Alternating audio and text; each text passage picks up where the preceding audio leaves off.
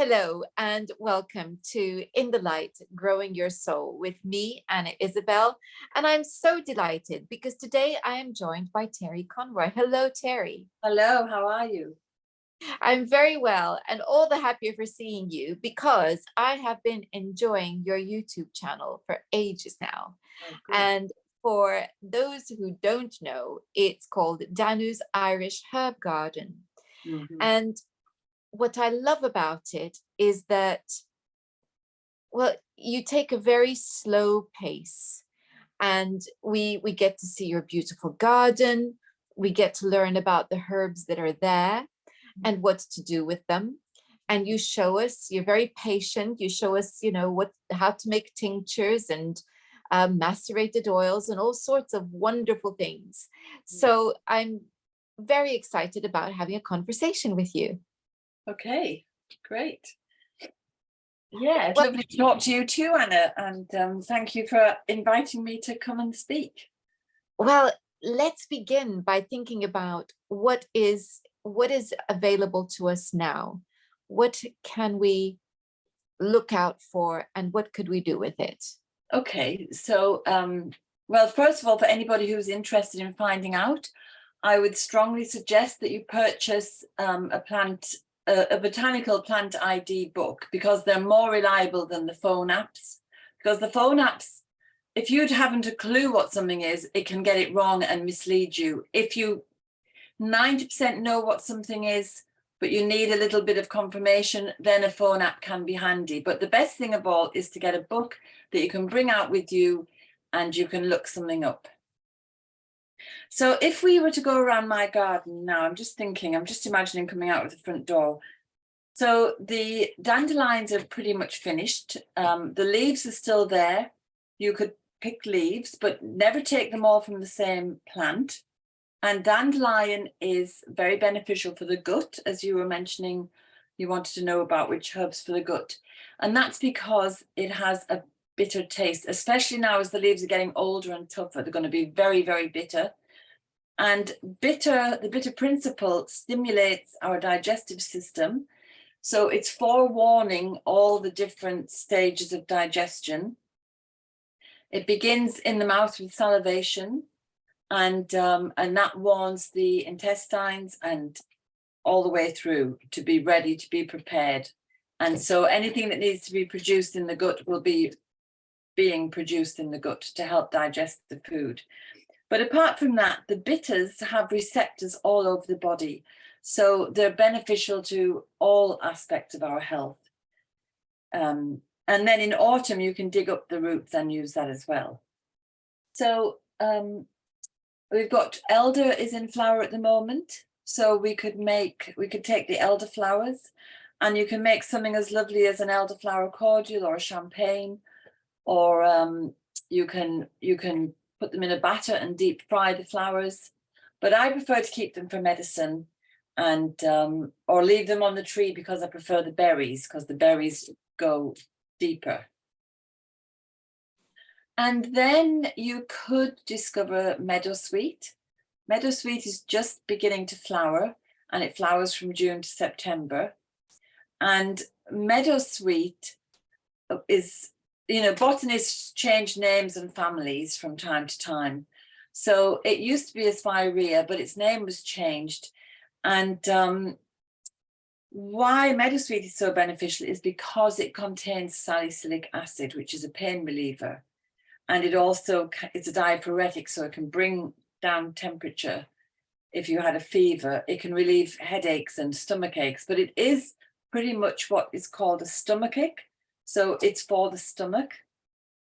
And it's interesting, what's interesting about meadowsweet is it was Aspirea, but when we think of aspirin, that's where it comes from. But the problem with aspirin is what they did was they located the salicylic acid and the other constituents and that are powerful, and they synthesized them into aspirin. But aspirin, if you take it for whatever reason, if you take it for a headache or you take it as a prophylactic for whatever, It can thin your blood, which may be beneficial, but it will also take the lining of your stomach away. And that's because one or two items are being extracted from the whole plant, and all the other ingredients were left behind. And the other ingredients are what prevents the stomach lining being damaged. So if, instead of using aspirin, use meadowsweet. So you're best collecting it once the flowers are there, and you take all the above ground part of the plant, the aerial part, and you can make a tea or a tincture with it. So you can dry it, or you can use it fresh between June and September, or you can dry it for the future months. And it's lovely, delicious tea if you're taking it as a tea. So do you have any questions? Yeah, I was just thinking about that, because the minute you mentioned salicylic acid, I thought aspirin and willow bark. Yes. I had no idea that meadowsweet also had that. So I immediately thought, oh, great, an alternative to aspirin. Yes, yes, but much safer, because it's not going to, you're taking the whole plant. So all those active constituents do different jobs, and they work synergistically, so that when they're together, they not only do all those beneficial things that aspirin does, but they also protect your stomach. So they'll relieve indigestion. The plant will relieve indigestion and digestive issues, as well as protecting your stomach from the lining being worn away. So that's why I think plants are so amazing, because they're so intelligent. It's not just a random plant has random things in that might be beneficial. There's a huge intelligence behind it. And you can see the perfect example would be meadowsweet, because it has things in that protect you as well. I like that. I love that. So you talked about elder and you've talked about meadowsweet. What I'm finding all around me at the moment is hawthorn. Oh, and yeah, it's incredible. It's amazing how much of it there is. And it seems later this year, which I'm enjoying, because I hate everything happening all at once and then disappear. Yeah, it's lasting much longer. And I think lots of people who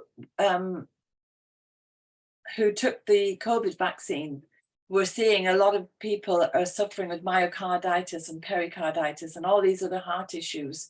So it seems as if nature is telling us something.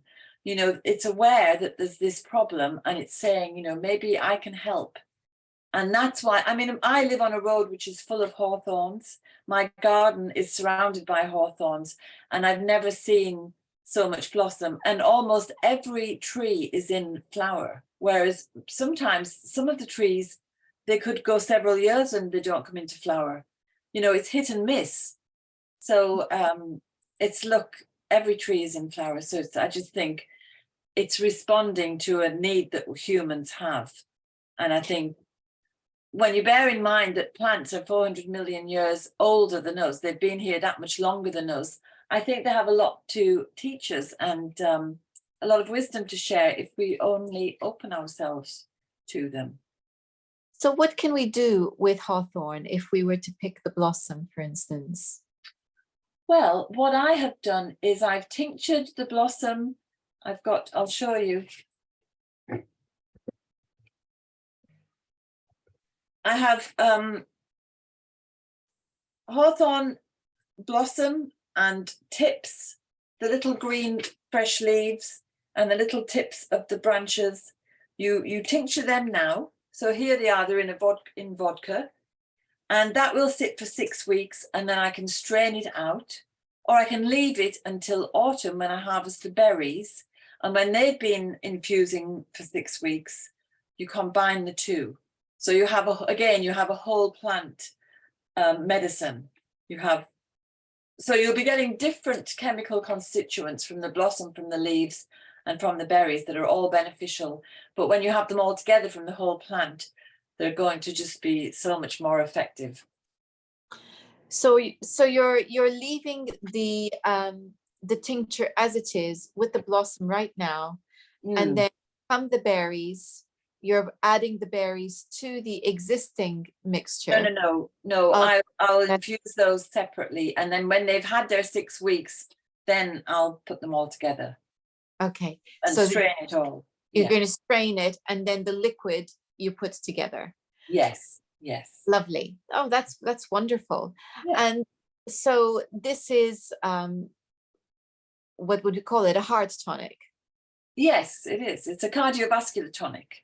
It can, it's particularly useful for bringing down high blood pressure, but it can also, because it's an amphoteric, it's intelligent, it can also help bring up low blood pressure.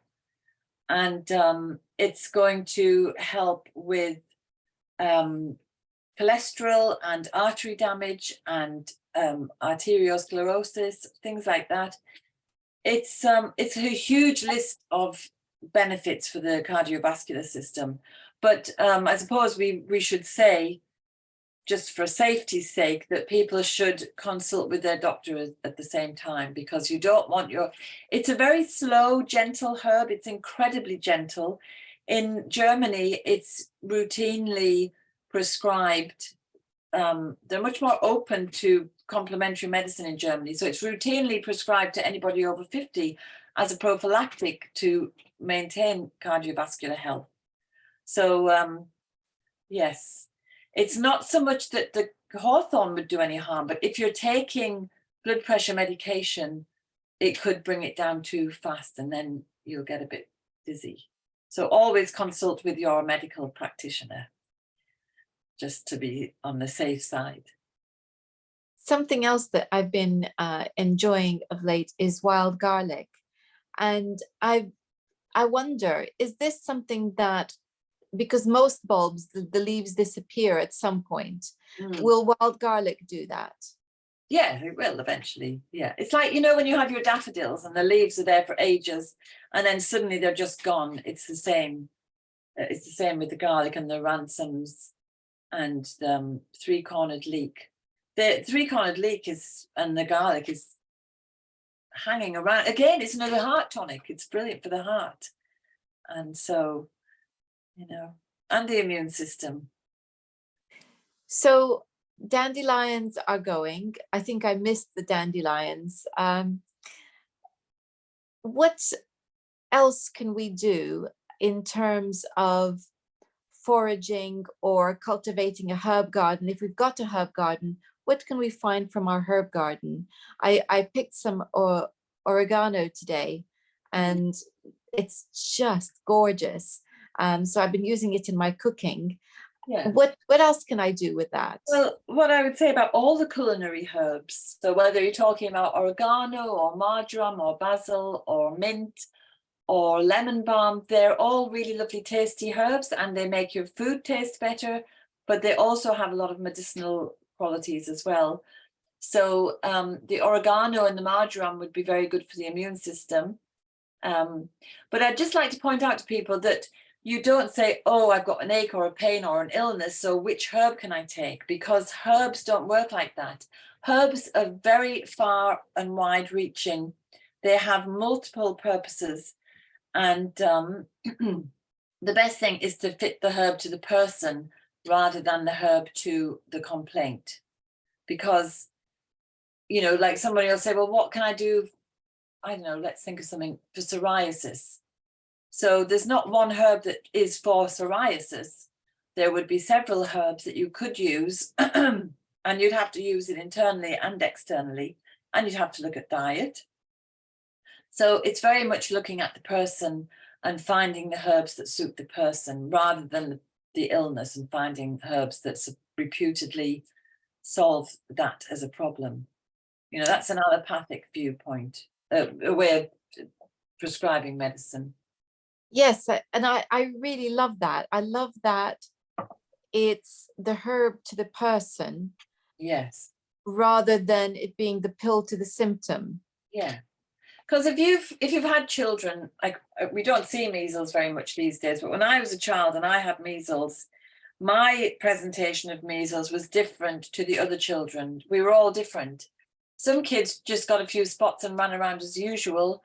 I had to be in a dark room because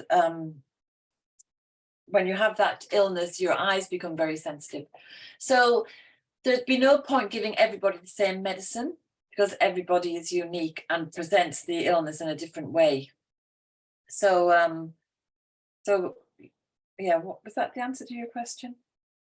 Yeah. Oh, yeah, so sorry. So the reason we match a plant to the person is because it's not just the symptoms that they display, it's their sleep patterns, their diet, their bowel movements, their mental state, their emotional state, because herbalism is holistic. So we're dealing with the whole person.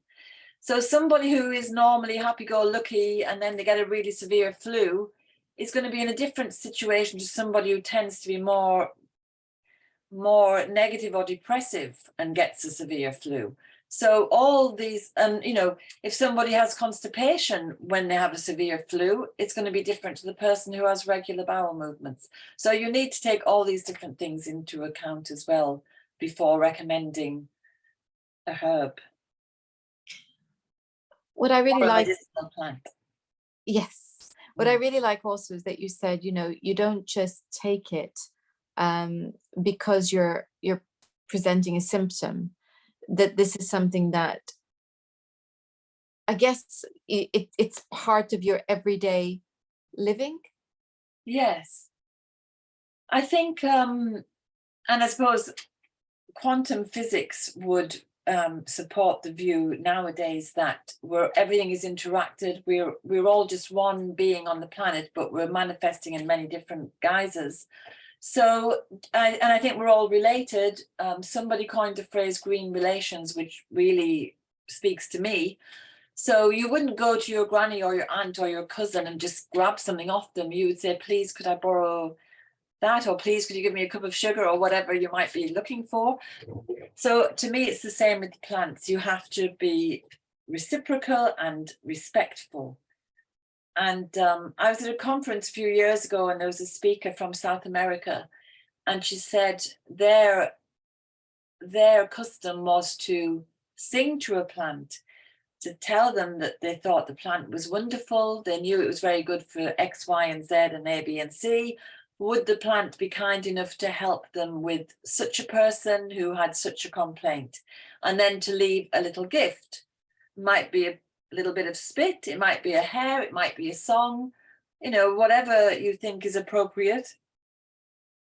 And so that was very interesting. And then I was writing, when I was doing, I have a herbal medicine course online, and when I was preparing the introductory module, and I was looking at the history of Western medicine, which is basically herbalism up until the end of the 19th century. And I discovered that in ancient Ireland, it was the same procedure, that you could, it was slightly different. They believed in ancient Ireland that a plant decided whether it would give up its medicine or not. So you had to request it. And I just think it's the right thing to do. It's only polite. You know? I agree. And I found that sometimes I can feel when I touch a plant, there's something there. I don't know whether I'm getting permission or because I can't tell the difference yet, but I'm definitely picking up something, which I think is very interesting. And I haven't started singing to them yet, but I do touch them and thank them and ask them. So this is a very new concept, but I'm having a lot of fun with it. Yeah. And even another lovely thing to do is just sit and breathe with, you know, choose a plant and sit and breathe with it. And over the time, you will exchange gas. So you will be breathing in oxygen, the plant's breathing in carbon dioxide, and you're swapping air. And if you breathe for long enough, you begin to exchange molecules, because when the air is coming out of you, it's bringing something of you with it, and vice versa. So you become the same, you're sharing molecules. So it's another way that demonstrates how entangled we are with the plant world. And I was just teaching this Saturday, and a lady who had come to attend, she just mentioned something that Steiner had written, which was that the sylphs, which are air elementals, I can't remember what they do. They either guide the bees to the flowers or they help the flowers to attract the bees. So when you think of the air element, we're thinking of smell and taste and sound traveling on the breeze. So all those senses are triggered by the air element. And so in some way, those air elementals put the bees and the flowers together. So it just, there's so much unseen in our world that is also part of the garden and part of the plant world. So it's very charming, actually, to think of that, the breeze helping. And of course it does, because we know that many plants are pollinated by the wind. And so the air does play an important part. And I love the thought of the exchange of CO2 and oxygen that happen. I interviewed last year a lovely lady. I'm just trying to remember her name, and it's gone. This is some time ago, but she came from a shamanic tradition, and what she suggested was that we breathe on a plant as a way of giving them a gift. Yes. So just to give them our carbon dioxide, which of course they will breathe in. Yeah. And I've thought that was absolutely wonderful. Yeah. So it is about cultivating this relationship. So what I'm hearing from you is that this goes beyond the pharmacological benefits of a plant. That this is about more than just ingesting a plant because we need it or we need something from it. It's about establishing a relationship with a plant. And everyone I have interviewed, every herbalist has said that. Oh, good. So really very important, isn't it? Yeah. Great. Yes. Yeah. And you can journey to meet the spirit of a plant, if you're using shamanic techniques or druidic techniques, or you can just sit with it and see what comes into your mind or what comes into your heart, or you can do a drumming session and go off into another realm, and meet it. And it will present as a plant or as a, anthropomorphically, perhaps, just doesn't really matter. Or you might not see anything, but you'll feel something. So it's a lovely way to build up a deeper relationship with a favorite plant. What brought you into this world of plants and herbalism? I think for me, what I think was, when I was a child, I grew up in England, in the northeast of England. It was very industrial. We didn't have a garden. We would come to Ireland for our holidays, and the freedom and the beauty and the smells and all these plants everywhere, it was just beautiful. And it just triggered a love of nature. And then, my generation, we grew up watching cowboys and Indians.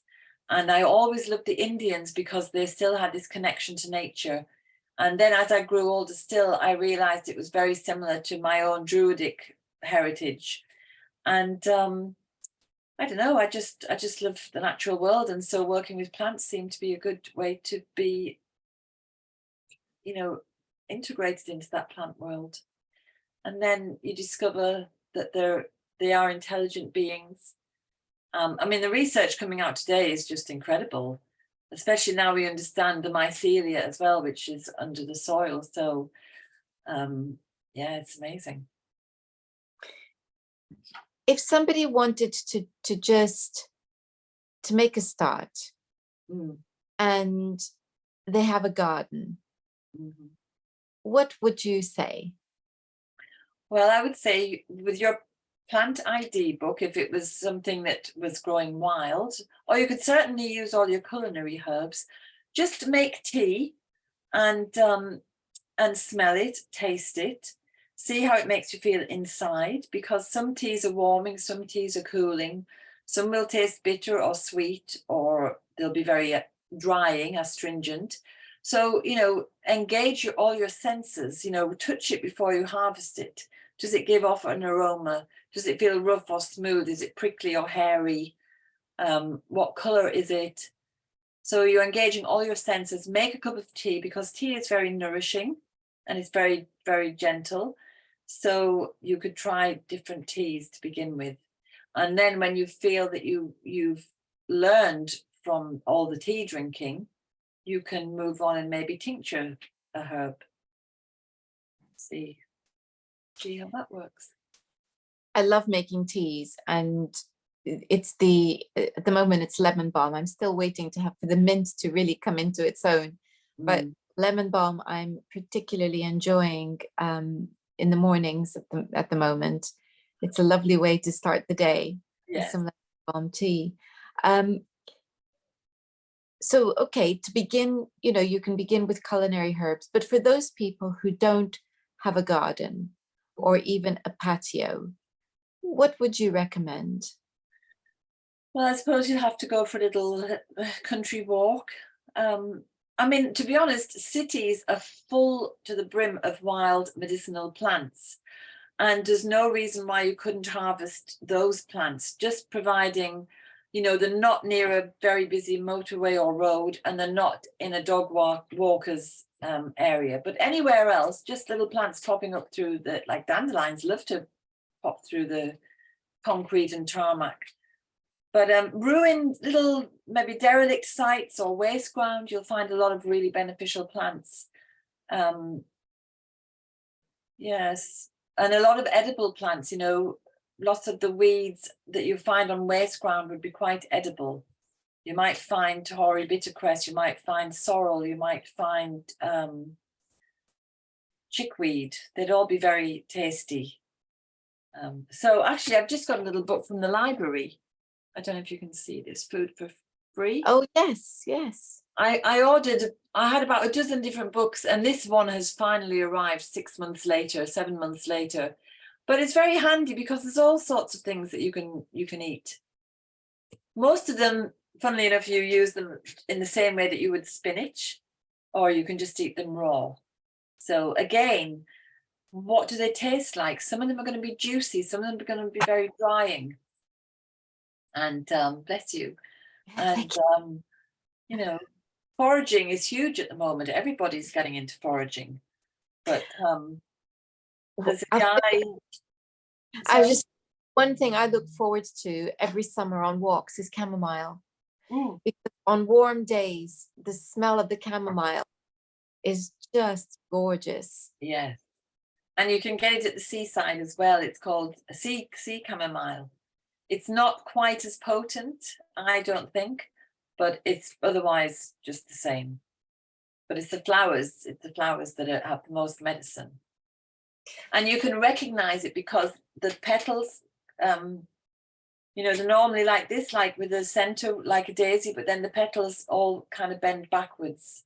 And that's how you know you have chamomile. It's one way to tell. And the other, of course, is the smell. Yes, yeah. The beautiful smell of chamomile. Yeah. Terri, thank you so much for your time today. You're welcome. And I will be putting the link to both your website and your YouTube channel in the description box. And I highly recommend that if you are interested in learning more about herbs and their uses, that you subscribe to Terri's channel and enjoy her garden as well. Thank you very much. And it was lovely to meet you and to talk to you too. Thank you. I was just thinking, before you go, you have some wonderful looking courses on your website. Yes. Tell us about those. Well, there's lots. There's one which was last week, which was an introduction to herbal medicine. And from that, I created a 6-month digital course, which is obviously much, much more in depth than just a day. A day was very much just an introduction. But then I have coming up herbs for stress and anxiety. I have a kind of shamanic day where we make a flower essence and we find a plant ally through, going into a deep meditation with some drumming. And then there's herbs for women, there's herbs for the menopause, herbs for aches and pains, herbs for colds and flus. and they're staggered through from now until October, I think. Fantastic. And I do recommend everybody have a look at your website to find out more about those as well. Once again, Terri, thank you so much for your time. Okay, see you again sometime. Absolutely. Okay. Thank you all for watching. Next time, we're going to be looking at different ways of dealing with psychotherapy. Until then, goodbye. Bye-bye.